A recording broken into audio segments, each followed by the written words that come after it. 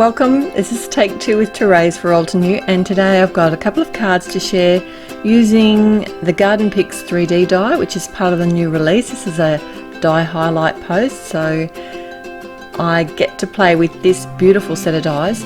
There's actually 5 different flowers and 3 different leaves to layer up in this set. The guide has all of the layers that you need to add. You can always do whatever suits you, which is what I'm going to do today, which is what I always do.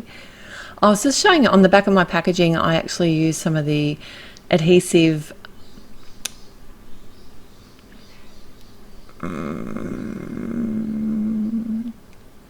it's adhesive and it's magnetic. It's magnetic sheet adhesive. That's what it is. Gauge brain. Okay, so I have chosen all the dies that I want to use. I've got 2 of the flowers and 2 of the smaller leaves. One flower has 4 layers plus the center. The other flower has 3 layers plus the center. And both the leaves have 2 layers. So it's a base piece and a couple of shadowing or vein pieces. So I'm just putting them all onto some white cardstock. But what I did decide to do was pre-color my cardstock for the very center pieces. There's a couple of different ways that you can create your own colored cardstock. Today I'm going to be sharing 2 different ways with artist markers here. I've just chosen some of the beautiful Alter New artist marker colors, and I have simply just scribbled the marker on the cardstock, and then the piece that I want those colors to be, I just adhere my die over top. Now, I wasn't thinking, so I forgot to add my adhesive sheet until after I'd stuck my dies down, but that's okay. I came in and did it, and it didn't seem to shift any of the dies at all because I had them well stuck down with that blue 3M tape.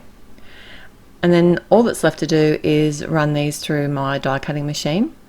I have quite a few flowers that I want to make today, so I'm only just going to share the process of like one of each of the images. And the easiest way that I've found to color these images was to leave the die cuts in place where possible. I am not colouring all of the layers. These are going to be fairly pale flowers, mostly white, so I chose to only add colour to the second layer of the image. So that's the one that's nearly a solid image on each of the flowers.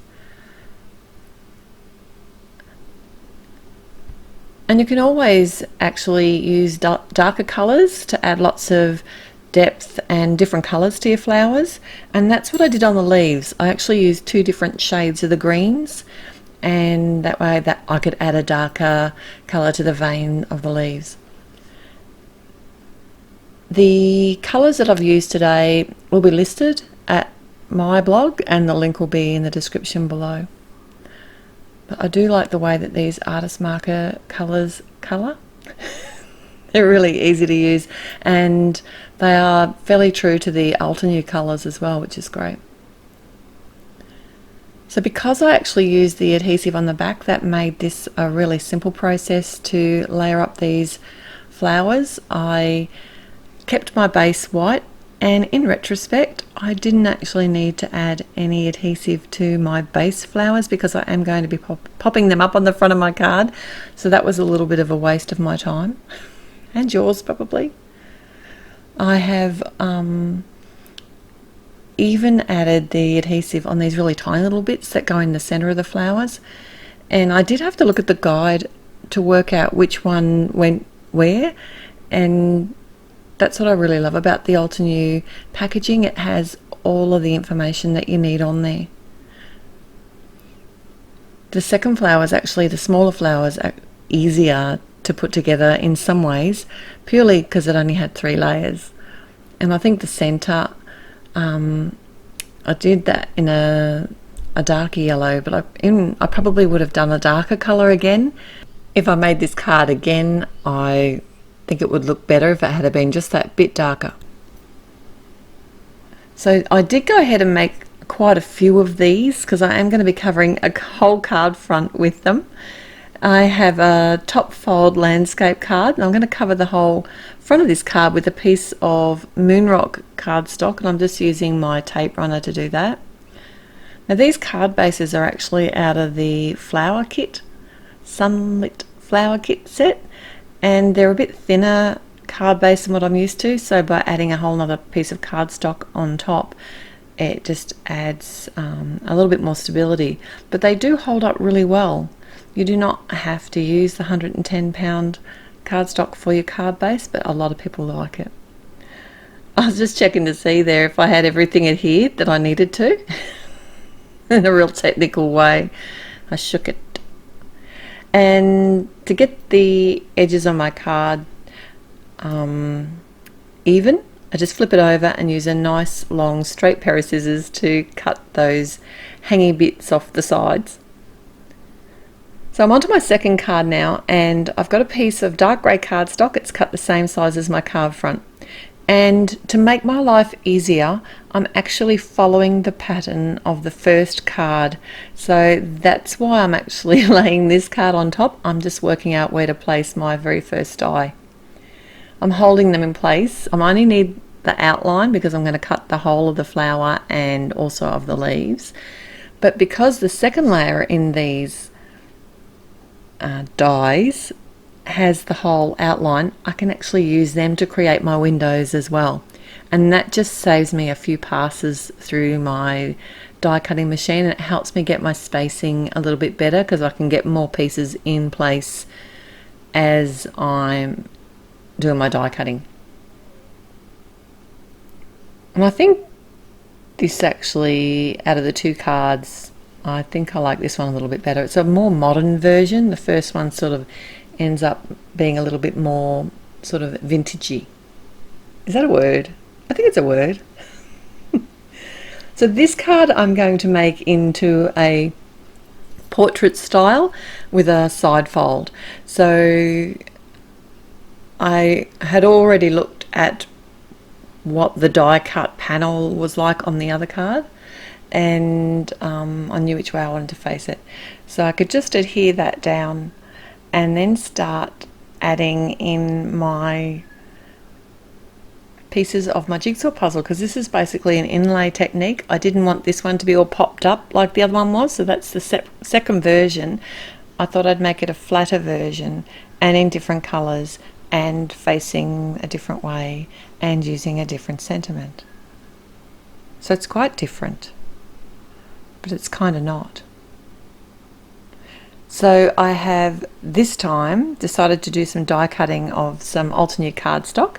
I have the rouge colour, which to me is almost like the new colour of the year, which is almost that coral colour, and it's really pretty and it goes really well with greys and neutrals and with colours that are on the same spectrum. As I think it goes well. I have tried to mix it with other colours, not so successfully, but it does look really pretty with the Lagoon cardstock that Altenew have.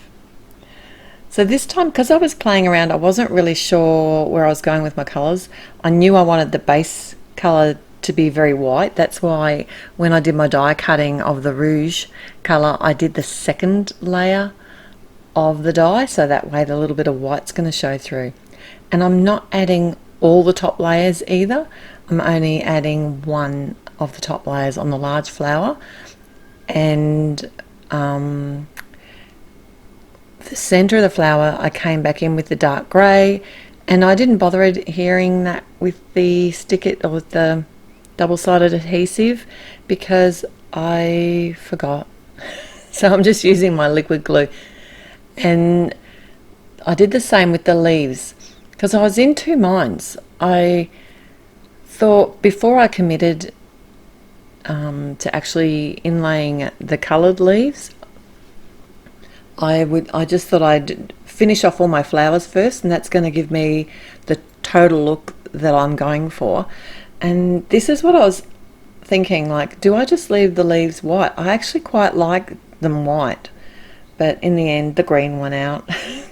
So I did come in with my matte medium and just filled in all my leaf jigsaw pieces into my inlay die cut.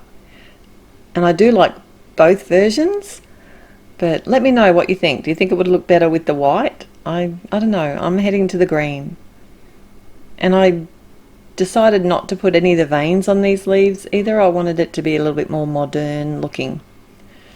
And then I just had to cut the edges off this card, and my sentiment here is from the Halftone Hello set, and it has a set of coordinating dies, and it has a large version of a hello and then this small one, which is really sweet.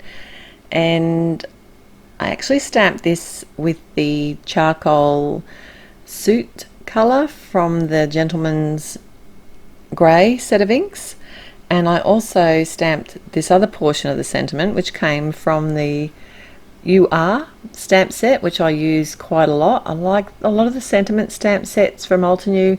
Are really versatile. I just love them. I use them all the time, and they've been out for years, but I just keep going back to them.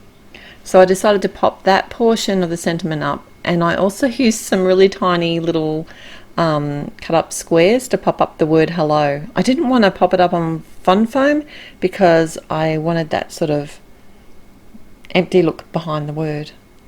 I don't know if that makes sense either. And then all that's left to do is add a sentiment to my second design, and this time I've got some of the Forest Glades cardstock, and I'm heat embossing a golden peach sentiment from the Sentiments and Quotes set.